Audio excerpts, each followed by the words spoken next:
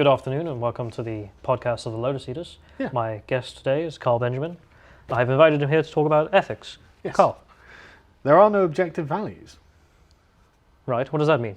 Well, it means values are not an objective part of the fabric of reality. What do you mean by they're objective?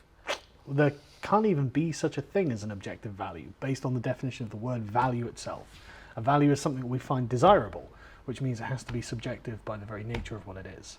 And this is where morality starts falling into a bunch of pitfalls, because all of our moral statements are presented as if they are objective. So if I say you should not kill someone, that's not a conditional statement. That's not based on, well, maybe sometimes you should just murder someone, but we should murder rather than kill, because there's different moral implications with the words.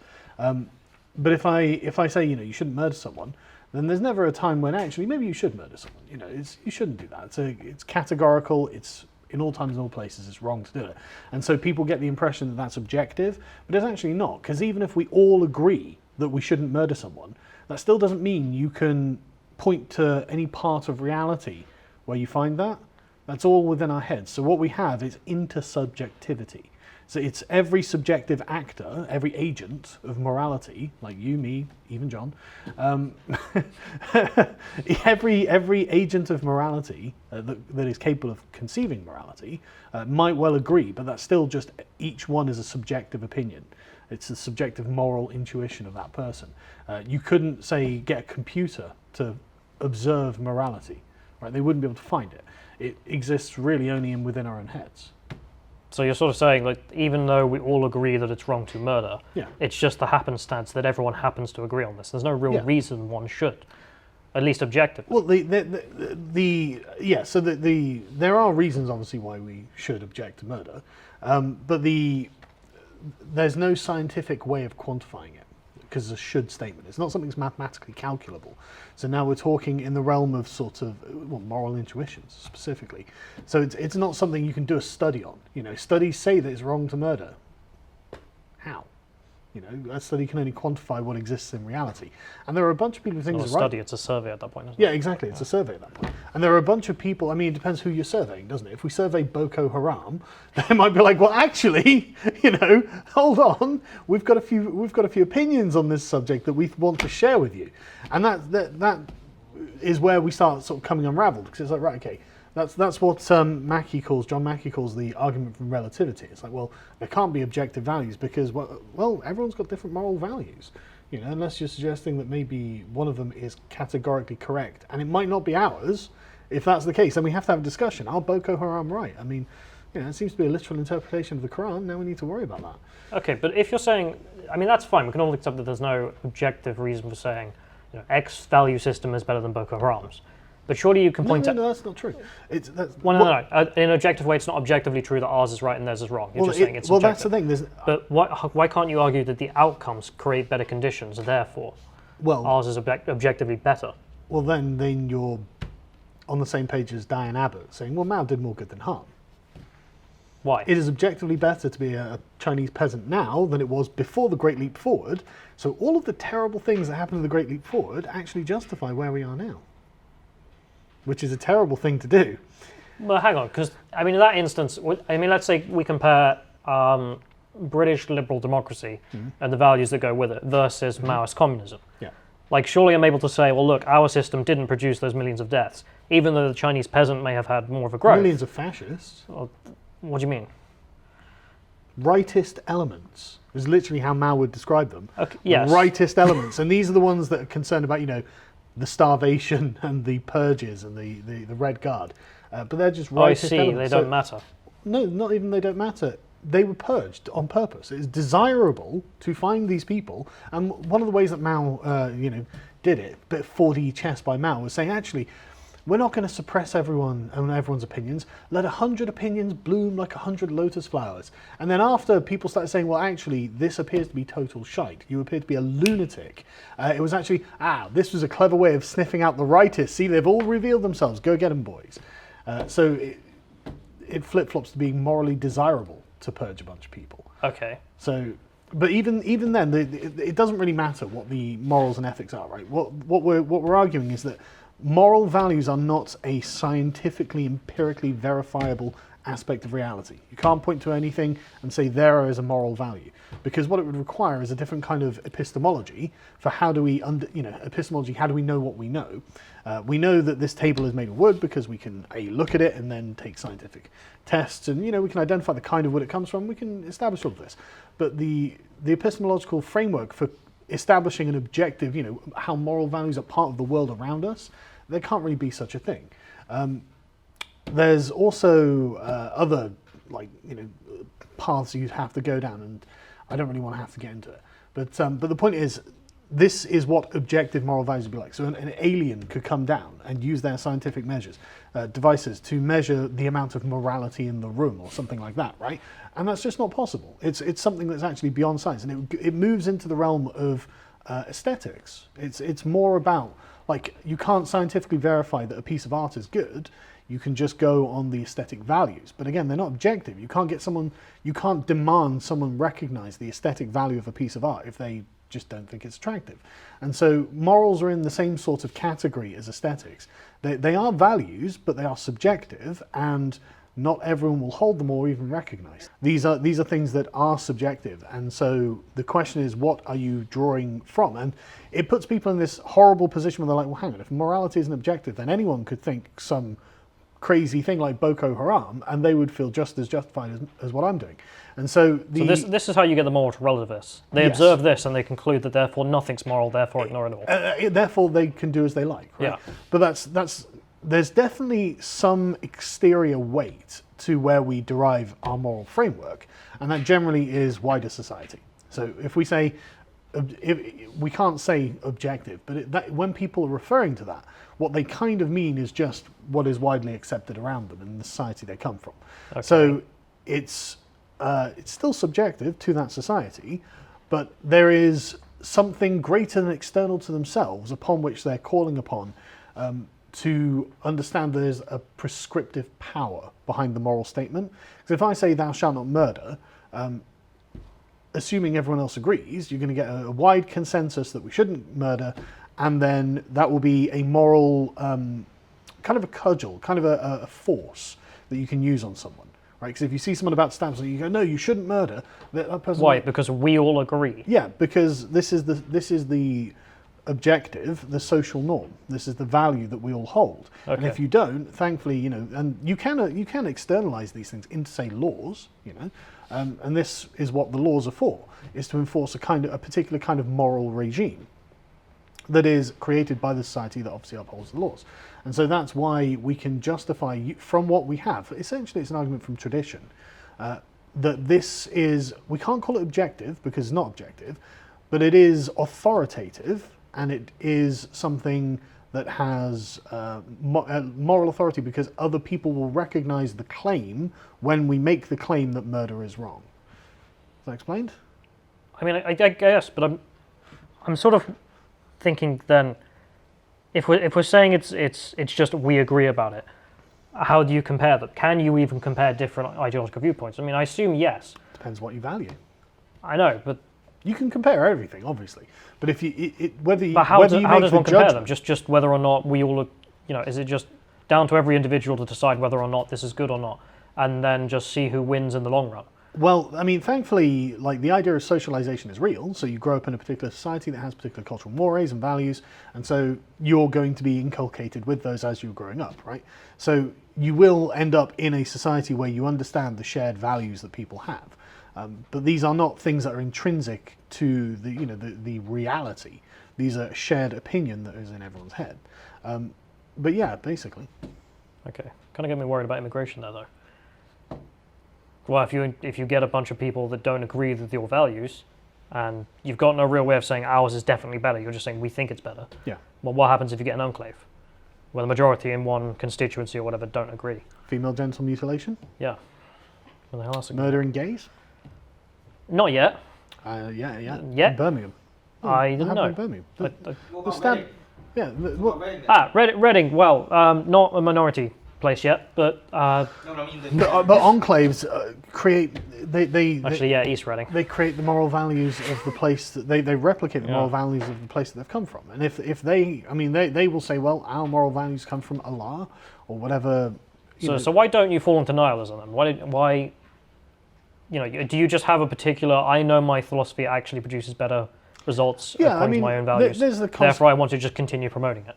Yeah, and like there's a consequentialist view that is, I do think that liberal democracies create better societies, healthier societies, societies that are less prone to some really unhealthy pathologies like, I don't know, the sort of tyrannical rule of the father over the wife and children. I don't think that the father should be a tyrant. I think they should have rights. I think that women should be able to drive cars and maybe even vote one day. I don't think that the only thing is conviction, basically, on either side. It's like, do you have a conviction? There are lots of ways that we can look at this, but the thing is, consequentialism I don't really like very much. Because, like, say, with Mao, you could end up saying, well, what happened 50 years ago is what happened 50 years ago, but now it's all good, so that was justified. And that's not the case. I do think that the means justify billion people out of poverty versus 10 million dead. Well, 10 million is not that bad, is it? Exactly, yeah. And Mao literally said... Sounds like bullshit, to be honest. Mao literally said that he would sacrifice, Thanos the world. For half of China will starve, but half of China will eat normal meals during the Great Leap Forward. And it's like... brilliant. 51% are eating, so it's fine. Yeah, exactly. That's exactly what the philosophy is. And so the means to get to the ends are what justify the moral outcome of the ends from the English liberal perspective. And frankly, I don't see why I have to go any further than Bertrand Russell and just say, I feel that this is true. Because if all these things are subjective, and there is no such thing as an objective moral value, there can't be an objective value by the definition of the terms, then my subjective authority on it, and the fact that you might agree with me, well, that has to be sufficient. I mean, it's all they're appealing to. When they do their thing, no, it'll be fine, because we communists agree on this. Okay, well, we non-communists agree on the helicopter industry. So at the end of the day, if that's the argument, you've just lost, because I'm not persuaded by this. And you would have to try and persuade me from within my own liberal framework. And if you go to an Islamist or a communist framework, then you're all out of the luck. This is a pretty good argument for democracy, though. Yes. Pointing out that all it is conviction. Because if you rule over a society where no one has your convictions and you're pushing yours, you're going to create a lot of unhappiness. Yes. So. Well, this is the point of demoralization, isn't it? It's the point of being able to undermine a person's convictions.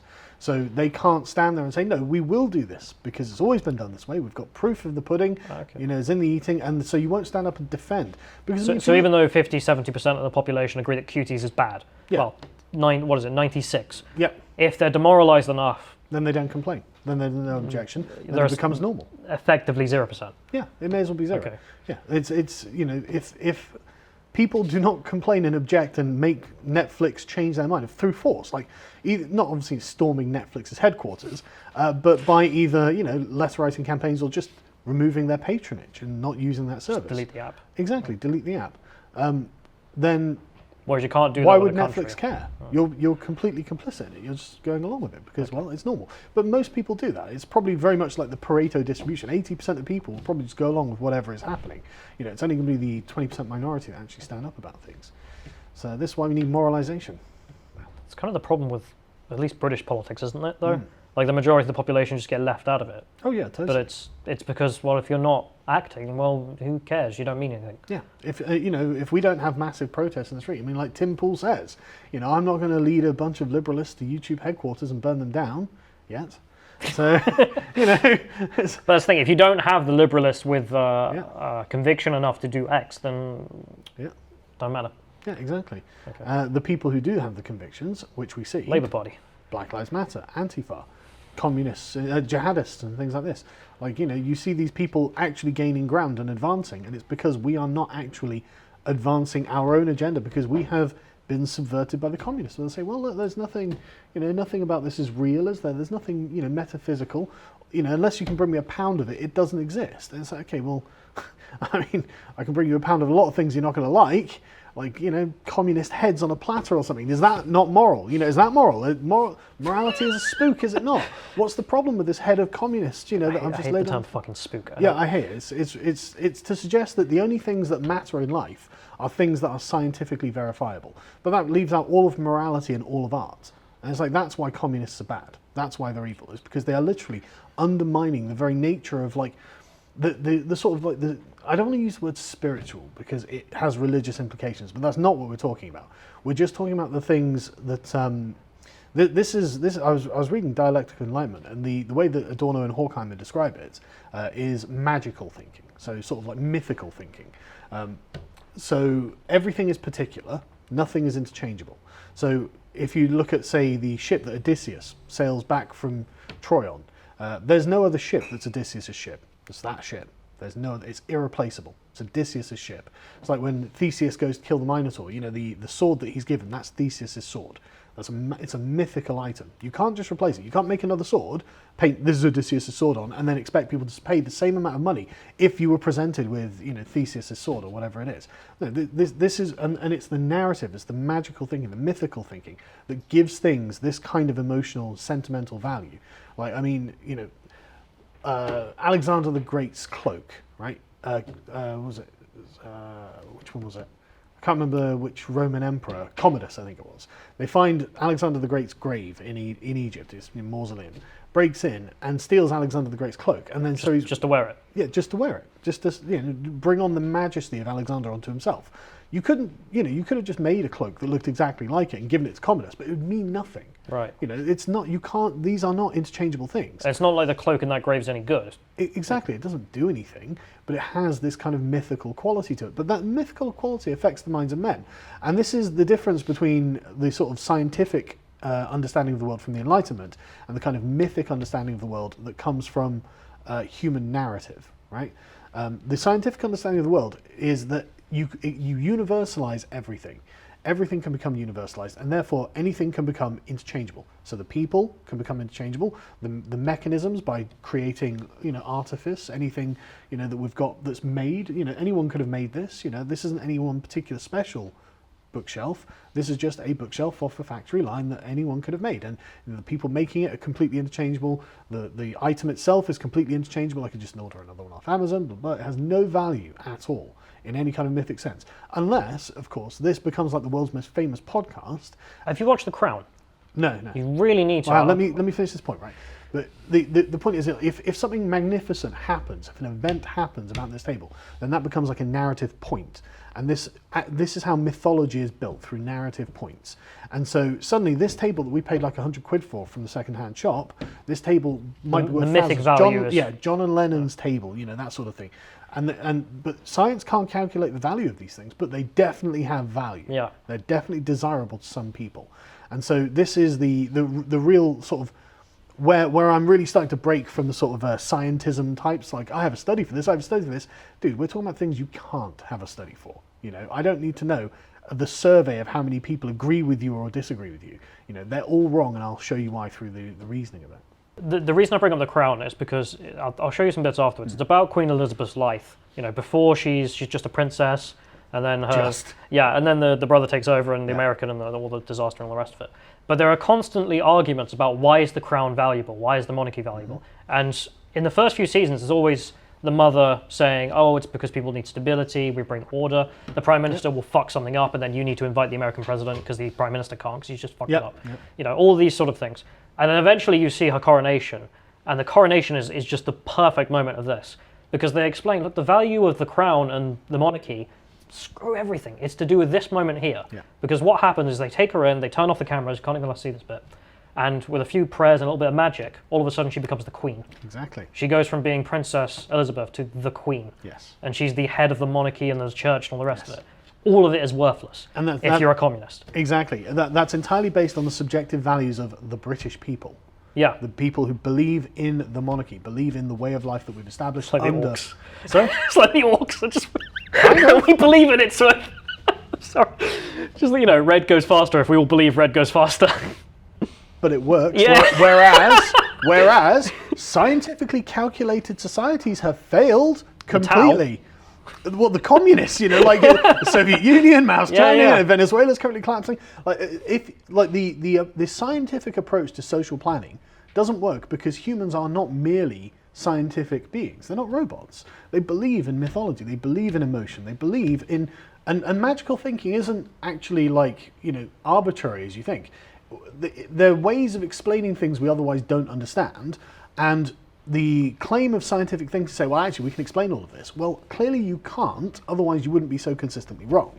Because like almost every prediction that scientists have been making on a big scale has just been wrong, and it's because of a lack of data, right? And so you essentially, we're pretending that we have knowledge of what's going to happen in X point in time for X reasons, but we don't, because things are horrifically complicated. Whereas magical thinking is generally like based on trial and error. This is the way of traditionalism. And the thing that remains is proven the test of time, Exactly. essentially. So even if we don't understand why this thing works, The fact that it's been around 1,000 years means it's valuable. exactly, and it's proven itself to have some kind of staying power, to have some kind of social utility and personal utility, regardless of like national and international utility. So it's essentially what we have to do is kind of put the Enlightenment scientific thinking in its place, and its place is to design gadgets. It's to design things, wonderful. This, keeps my tea hot for 8 hours. But it doesn't make me a better person. It doesn't tell me about anything about my place in the world. It doesn't tell me what right from wrong is. Wow. It's just a convenience. And that's all scientific thinking is good for. That's where you get into aesthetic and moral thinking, which isn't objective, which is subjective, which is based in magical thinking, sort of mythological thinking. Like the sort of the moral intuitions where you feel like, you feel your chest swell with pride looking at the flag or something like that. This?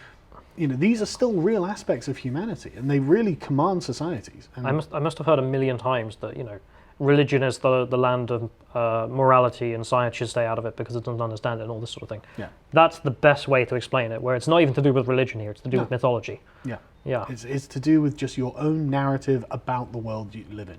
And everyone has a narrative of themselves. Like, I was born in this place, I went to school in that place, my parents were this, I enjoyed doing that. I went to university here, I got this job, and then I ended up working for some guy on the internet and it was terrible. Like... Well, the sexual harassment's endless. Comments about my belly. Yeah, but then, yeah, everything's based in narratives, and so like I'm looking more at like this, sort of Jangles debate I did, where he's like, I've got studies. It's like, I mean, he had more problems than just... well, yeah, but it was just like the idea that he could. Oh, What were you arguing about? A priori of... Yeah, no, there's no such thing as. I've got to study about what it means to be an American. And it's just like, you can't. Yeah, that doesn't make any fucking sense. Yeah, yeah, exactly. You can't calculate this. This is something emotive. But I mean, what about a poll, though? What if you had a poll saying, 60% of Americans agree the Pledge of Allegiance, doing that makes you American, or something like that? Then Would you that not have be the valid? opinion of 60% of the people.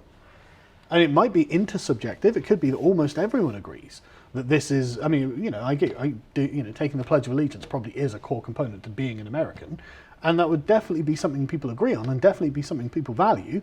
But you couldn't find any kind of physical objective value. Reason why? Exactly, because it's not a real thing. It's not solid. You can't bring me a pound of it. You can't exchange it with someone else. It's got to be you and how you view your mission in this life.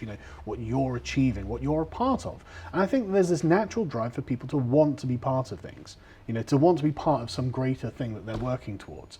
And this is what I think all the missionary work on behalf of social justice is. This is where all the impetus for Black Lives Matter is coming from. I mean, their narratives are nonsense. They're built on lies, based on awful people, like people they would condemn the day before. Like the guy who was it Jacob? Was it Jacob Blake. Jacob Blake? Yeah, he literally just sexually assaulted his ex-girlfriend before the cops arrived. And now they, oh, look at this Saint Blake. It's like, dude, if the cop hadn't shot him, you'd be like, this guy's a rapist. Yeah.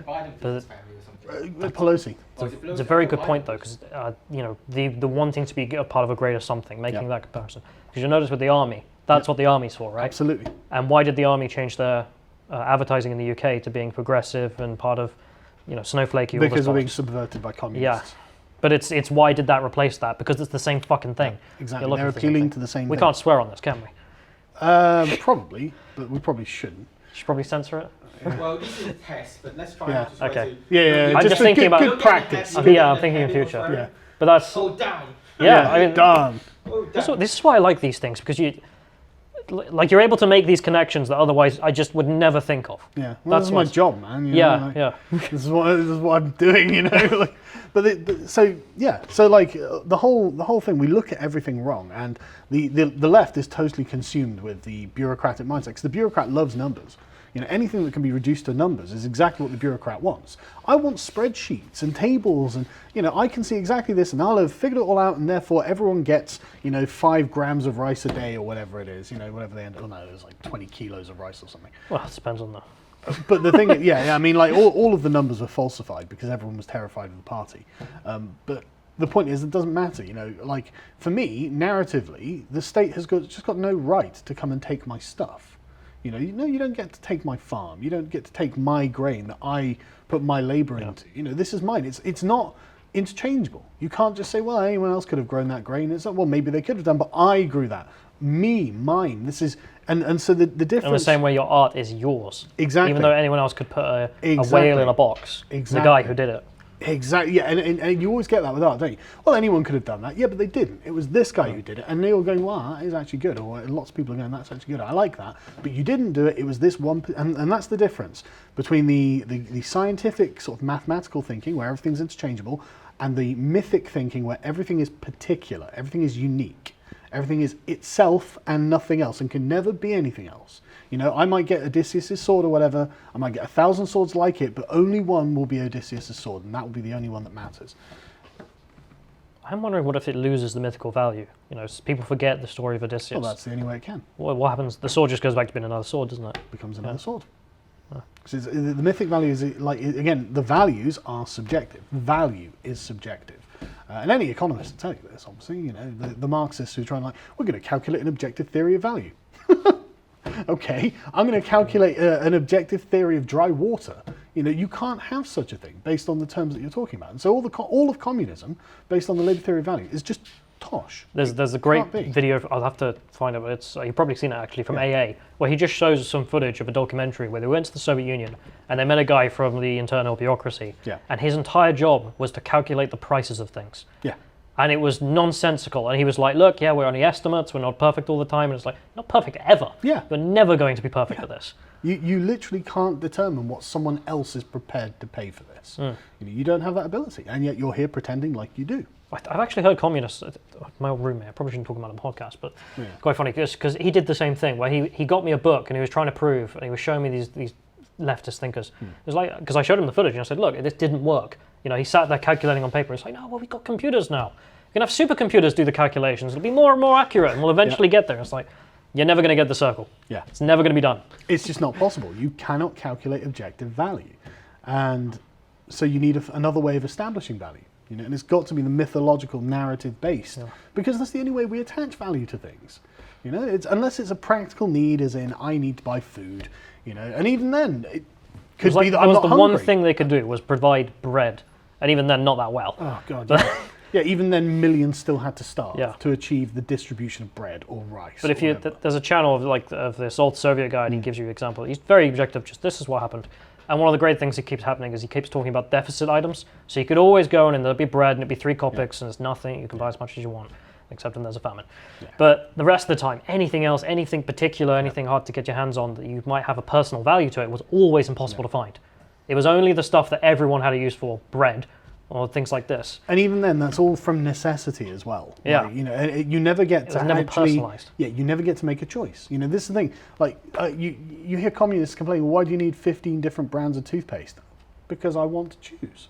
I don't need them, but I like having them. I value the fact that I have a choice there. I'm not just given the grey, Red Dwarf style standard issue, grey can of beer, grey toothpaste, grey walls, grey, that's the world that the communists I like the 3 colours. It gives me value. Yeah. Well, and so, you're the one who decides, and so you're the legislator of what's valuable to you. And this is why, the mythic argument against the communists saying, well, we're going to collectivize all of your labor. No, it's mine. It's not just interchangeable. It was my effort, my sweat, my hard work, my ingenuity. I'm not going to let you take it away from me. It's mine. So fuck you. Yeah. Shouldn't have sworn. No. But that'll do. We recorded about 30 odd minutes. Yeah, that'll do. So if we